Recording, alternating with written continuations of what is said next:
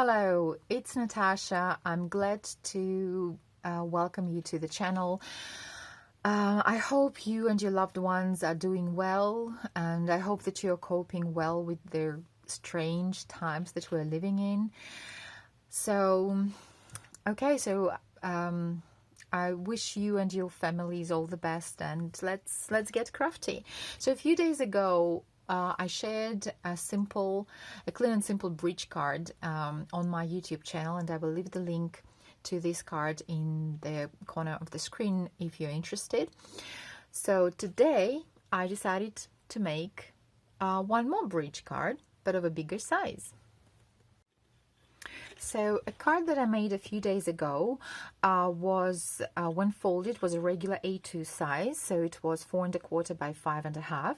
But today I wanted to make a different size of a bridge card, bigger one, so it's 5 by 7 inches. So before we actually create the card, let's quickly go through the simple measurements and calculations that you need to do when creating a bridge card. So if you know me, you know that I like to keep things simple. I don't really like complicated measurements, and I don't like designs that require a lot of thought and a lot of, calculating, measuring, cutting, and whatnot. So that's why I like bridge cards, because they're really easy to make. So here I have a template for my today's card. So and as you see, we have measurements A, B, and C. So C is our backdrop, so this is the part that we will see when our card is dimensional, and A is our front panel that will also be decorated, and B is here just for dimension.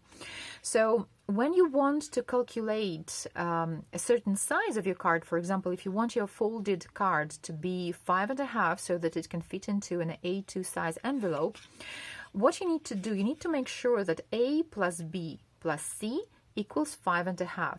So basically, A plus B plus C is the measurement that your folded card will have.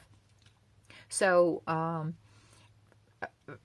for example, okay, if you want your folded card to be 5 1/2, it means that you can play a little bit with the sizes of your panels. So for example, you can have A 1 inch, B 1 inch, and then we have 3 1/2 for C.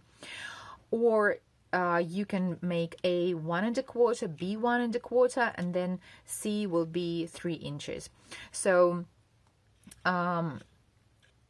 obviously, when you're not limited by an envelope and you don't really need your card to be folded and you don't really need to fit it into an envelope, then obviously you can play with the sizes any way you want, and you can create, use different measurements. The one thing that you need to keep in mind is that your A should not be bigger than B. So let me explain why. So for example, when you fold your card and your A is bigger than B, the part of A will extend on this side, and you don't want this. It won't fit into an envelope. But again, if you're limited by an envelope, so try to make A and B either equal, or A can be a bit smaller than B if you want to create more depth to your card and more dimension. So, well, I hope this makes sense, but basically just go for it and make a card, and you will easily figure out how to do the measurements, because as I say, it's not rocket science. It's once you do it, you're good to go. You understand how it works. So for my today's card, I need it to be 7 inches tall, so it's 7 inches, and it is 7. I need a piece of cardstock 7 by 7, because when I fold it, it will be 5 by 7. Okay. So also, as it is a bridge card, we need a bridge, right? So we need a piece of paper that will actually hold our card together. And again, how you measure the length of this piece of paper, it will be A plus C, right? So in my case, it is 1 plus 1 plus 3, so it is 5 inches, right? And your bridge can be anything depending on the scene you choose. It can be waves or hills or any other bridge that you fancy. Okay, so let's make a card. For my today's card, I'm going to use Falling For You stamps and dies from Pink Fur Studio, as well as some inks. And I'm going to keep my card quick, simple, and easy, because that's what I do.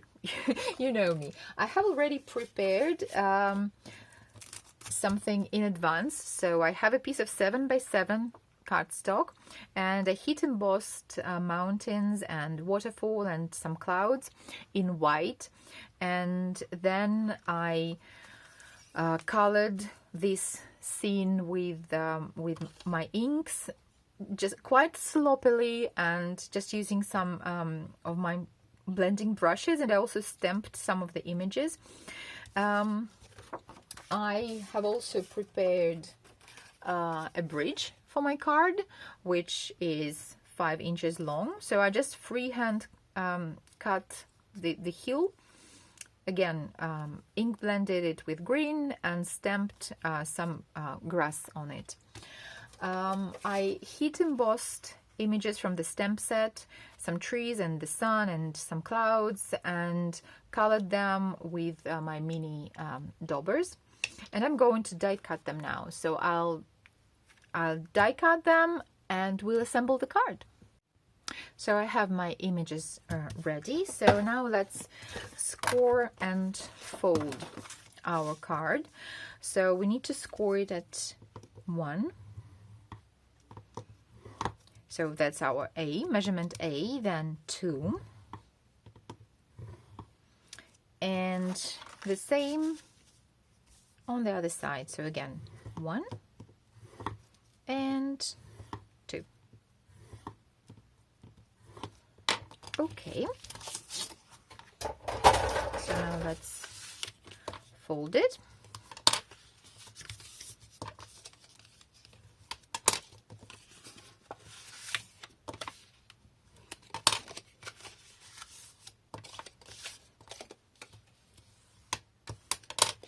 All right, so here is our scene, and now I will adhere the bridge.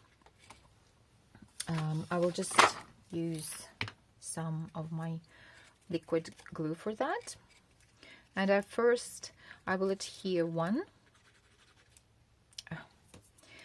side. Okay. And then the other one. You need to give it obviously some time to dry.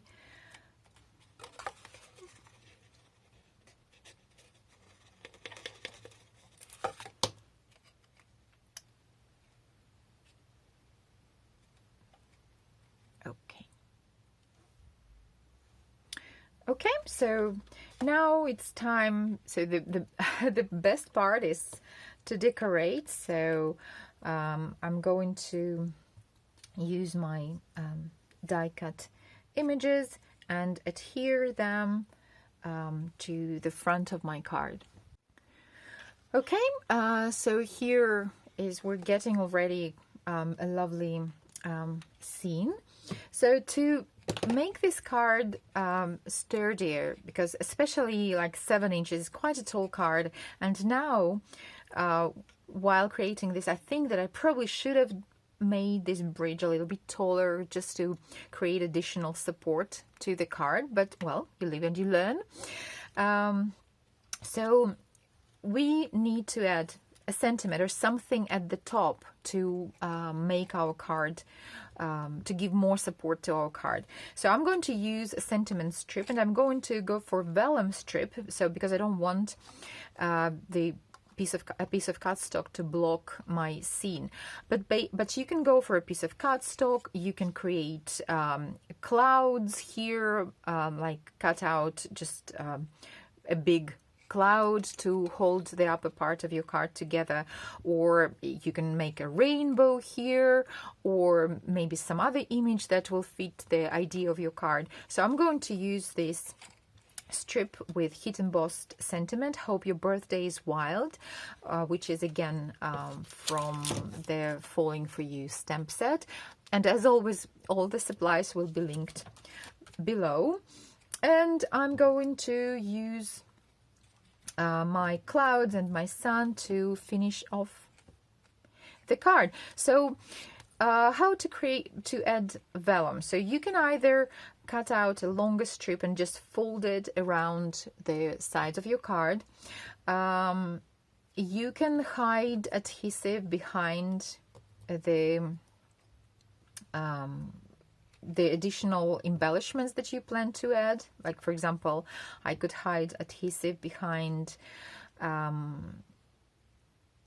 sun and the clouds. Or you can just use a stapler. If a stapler works for your card, for the design of your card, so then why not? Okay, it might look really nice. So I'll finish the card and I'll get back to you. Okay, so my little quick and easy, clean and simple bridge card is ready. So I adhered the sun and the clouds onto foam squares for additional dimensions, so the card folds. And as it is quite tall, I thought it would be a bit wonky, but it actually turned out fine, and so it can nicely stand on the desk or on the shelf. So I'm really happy how it turned out. I hope I have inspired you to play with this type of cards, with the bridge cards. And okay, be safe, stay healthy, enjoy the time with your family, get crafty. Thank you very much for your time. Have a great day and see you again soon. Bye.